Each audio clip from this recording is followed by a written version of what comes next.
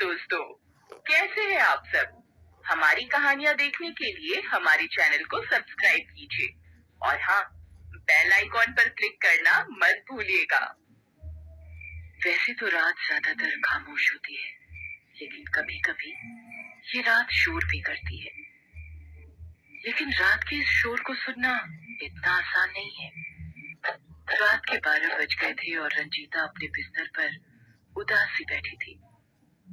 कभी वो खिड़की के बाहर झांकती तो कभी बिस्तर पर चुपचाप बैठ जाती, फिर बाहर बालकनी में जाकर खड़ी हो जाती। उसके हाव भाव बता रहे थे कि वो किसी का इंतजार कर रही थी। क्या बात हो गई आज? इस समय तक तो वो आ जाता था। तभी रंजीता की हवेली के पीछे एक आदमी चढ़ता हुआ दिखाई देता है। उसने अपने चेहरे को बड़े से तौलिए से ढक रखा था। धीरे धीरे ऊपर चढ़ता हुआ वो रंजीता की बालकनी तक पहुंचा और दबे पांव रंजीता के कमरे में प्रवेश कर गया। रंजीता बिस्तर पर चुपचाप बैठी हुई थी। उसने पीछे से उसके दोनों आंखों को अपने हाथ से ढक लिया और उससे पूछा, बताओ कौन? रंजीता ने उसके हाथों को पहले तो प्यार से छुआ और फिर उसे झटकते हुए बोली, 2 दिन हो गए, तुम्हें अब फुर्सत मिली है मेरे पास आने की? कहाँ थे तुम?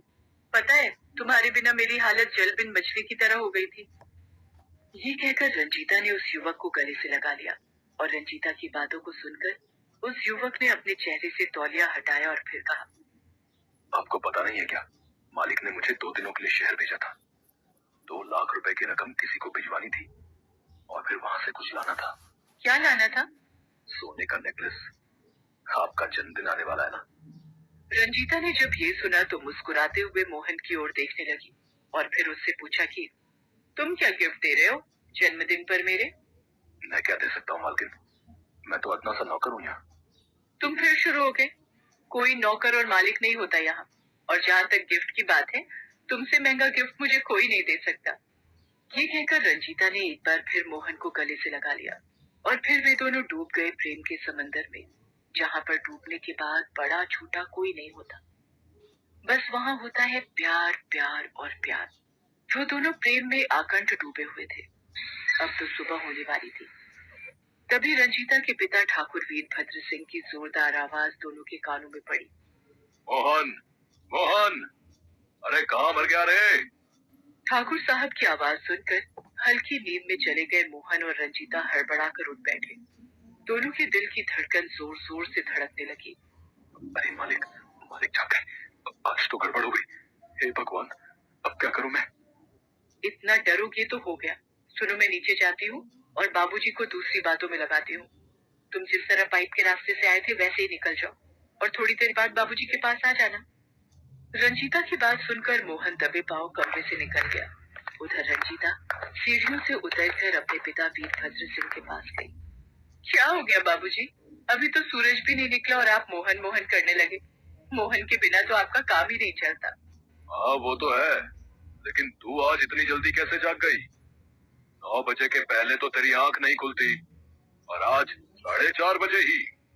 तभी वहाँ पर मोहन आ जाता है। उसे देखकर वीरभद्र सिंह उस पर चिल्लाते हुए कहते हैं, अरे कहाँ था रे तू? है? तुझे आवाज दे देकर गला बैठ गया मेरा। मालिक, वो भैंसिया चिल्ला रही थी, इसलिए उसे चारा देने गया था। सुन, तुझे पता है ना आज रंजीता का जन्मदिन है। शाम को बड़ी पार्टी है, कई लोग आएंगे उसमें। और हाँ, पार्टी में वीरपाल जी भी अपने बेटे अंगद के साथ आ रहे हैं। उनका विशेष ध्यान रखना। मैं चाहता हूँ कि रंजीता की शादी अंगद से हो जाए। और हाँ, एक बात और, मालकिन भी राजेश के साथ शहर से आ रही है, तो तू उन्हें लेने दोपहर में स्टेशन चले जाना। मोहन रंजीता के यहाँ नौकर का काम करता है। हालांकि उसे ग्रेजुएशन में गोल्ड मेडल मिला था। अगर वो शहर चला जाता तो उसे अच्छी नौकरी मिल जाती, लेकिन ठाकुर साहब का कर्ज उसके परिवार पर होने के कारण वो इनके यहाँ काम करता था और बिना उसे चुकाए वो कहीं नहीं जा सकता था। कैसे चला जाओ रंजीता, तुम्हारे पापा की नौकरी छोड़कर? तुम्हें पता है ना कितना कर्जा है उनका हमारे ऊपर। बिना उसे चुकाया गया तो वो मेरे बूढ़े माँ बाप को बहुत परेशान करेंगे। मोहन, तुम बेवकूफ हो। यहाँ पर रहोगे तो इनका कर्ज कभी खत्म नहीं होगा। तुम्हारे दादा ने मात्र 75 रुपए मेरे दादा से उधार लिए थे। वो 5 लाख कैसे बन गया मेरी समझ से बाहर है वो। मोहन के पिता भी इस घर में नौकर थे और उसके दादा भी। पीढ़ियों से मोहन का परिवार वीरभद्र सिंह के यहाँ नौकर का काम करता आ रहा था, लेकिन इस बात की परवाह किए बिना पिछले 2 सालों से रंजीता और मोहन के बीच प्यार का सिलसिला चल रहा था। हालांकि इस बात की जरा सी भी खबर न तो वीरभद्र सिंह को है और न ही उनकी पत्नी सुकन्या और बेटे राजेश को। बहरहाल शाम को रंजीता के लिए बड़ी बर्थडे पार्टी का आयोजन वीरभद्र सिंह की हवेली में किया गया था। कई सारे मेहमान वहां आए हुए थे। दोस्तों, आज मेरे लिए बहुत ही खुशी का दिन है। आज मेरी इकलौती बेटी रंजीता का जन्मदिन भी है और आज मैंने इसके भविष्य के लिए एक बहुत बड़ा फैसला किया। उसके बाद वीरभद्र सिंह ने रंजीता और अंगद की 15 दिन बाद सगाई की घोषणा कर दी। उस घोषणा को सुनकर रंजीता तुरंत ही वहां से चली गई। सभी ने सोचा कि वो शर्मा गई है, लेकिन वो कहते हैं ना, इश्क को आप कितना भी छुपाए ये छिप नहीं सकता। 2 दिन बाद की बात है। रंजीता को लगातार उल्टियां हो रही थी। अरे कितनी बार कहा मुंह पर कंट्रोल रखा कर, सारा दिन पता नहीं क्या क्या खाती रहती है, अब हो रही है ना उल्टी। रंजीता की उल्टी रोकने के लिए घरेलू दवा उसे दी गई, लेकिन कंट्रोल नहीं हुआ। फिर उसकी माँ उसे लेकर अस्पताल गई। रंजीता की पड़ताल के बाद डॉक्टर सुनीता ने जो कहा उसे सुनकर सुकन्या देवी चीख पड़ी। आप पागल वागल हो गई है क्या? किसने बना दिया आपको डॉक्टर?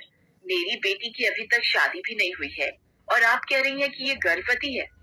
मेरी जांच गलत नहीं है सुकन्या देवी जी, आपकी बेटी गर्भवती है।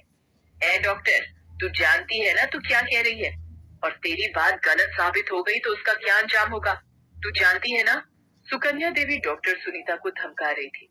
तभी उनकी बातों को काटते हुए रंजीता ने कहा, माँ, डॉक्टर सुनीता ठीक कह रही है। अपनी बेटी की बातों को सुनकर सुकन्या देवी चौंक गई। घर वापस आकर रंजीता ने सारी बातें अपनी माँ को बताई। उसने ये भी बताया कि उसने और मोहन दोनों ने छुपकर मंदिर में शादी भी कर ली है। ये क्या अनर्थ कर दिया तूने? अरे कुछ तो हम लोगों का मान रखा होता। हम लोग ठाकुर हैं और तूने अपने यहाँ पीढ़ियों से नौकर रहे एक परिवार के लड़के से प्यार कर लिया, और ना सिर्फ प्यार किया, उसके साथ मुंह भी काला कर लिया। अरे करम चली, तू पैदा होते ही मर क्यों नहीं गई? शाम तक ये बात वीरभद्र सिंह और उनके बेटे राजेश को पता लग गई। दोनों का खून खौल उठा। राजेश उसी समय राइफल लेकर मोहन को मारने के लिए निकल रहा था। तभी सामने से मोहन आता हुआ दिखा। राजेश ने आव देखा न था, बंदूक उसके ऊपर तान दी। ये देखकर रंजीता भागी भागी आई। ये क्या कर रहे हो राजेश भैया? मोहन को छोड़ दो, मैं उससे बहुत प्यार करती हूँ। रंजीता की बात सुनकर राजेश ने बंदूक की बट से रंजीता के सिर पर जोर से मारा। वो बेचारी लहूलुहान हो गई। रंजीता की हालत देखकर मोहन ने राजेश की राइफल को अपने हाथ में पकड़ लिया और उससे कहा, अगर आपने एक बार और रंजीता पर हाथ उठाया ना, तो मुझसे बुरा कोई नहीं होगा। उसकी बात को सुनकर वीरभद्र सिंह और राजेश ने अपना आपा खो दिया। दो गाड़ी के नौकर है, तू हमें धमका रहा है? राजेश, पानी सर के ऊपर जा चुका है, इसलिए इसे छोड़ना मत। इसने बहुत बड़ी गलती की है। कल को कोई और ऐसी गलती करने की जुर्रत ना करे, इसलिए इसको इस बात की सजा देना बहुत जरूरी है। पिता की बातों को सुनकर राजेश ने एक बार फिर से बंदूक की नाल मोहन की ओर की। एक जोरदार धमाका हुआ और कुछ देर के लिए हरूर खामोशी छा गई। लेकिन जब खामोशी टूटी तो राजेश के सामने उसकी तड़पती हुई बहन रंजीता थी। मोहन, मोहन, भाग जा तू, भाग जा यहाँ से। ये लोग तुम्हें जिंदा नहीं छोड़ेंगे। इन लोगों की नजर में प्यार की कोई अहमियत नहीं है। ये प्यार है, प्यार। शादी के पहले दूसरे के बच्चे को पेट में लेकर घूम रही हो और उसे प्यार कह रही हो। शादी तो हमने भगवान के सामने कर ली है पिताजी। ईश्वर गवाह है हमारे प्यार और शादी का। आप लोग इस रिश्ते को स्वीकार कर लें पिताजी, स्वीकार कर लें। हम ठाकुर हैं, यहाँ अवैध रिश्ते बनाए जाते हैं, स्वीकार नहीं किए जाते। ये कहकर वीरभद्र सिंह ने अपने बेटे के हाथ से राइफल छीन ली और उससे एक गोली और उसके बाद मोहन को भी रंजीता, रंजीता, मोहन, मोहन। एक बार फिर से प्यार ने बीच रास्ते में ही दम तोड़ दिया, क्योंकि वो प्यार अमीर और गरीब के बीच था।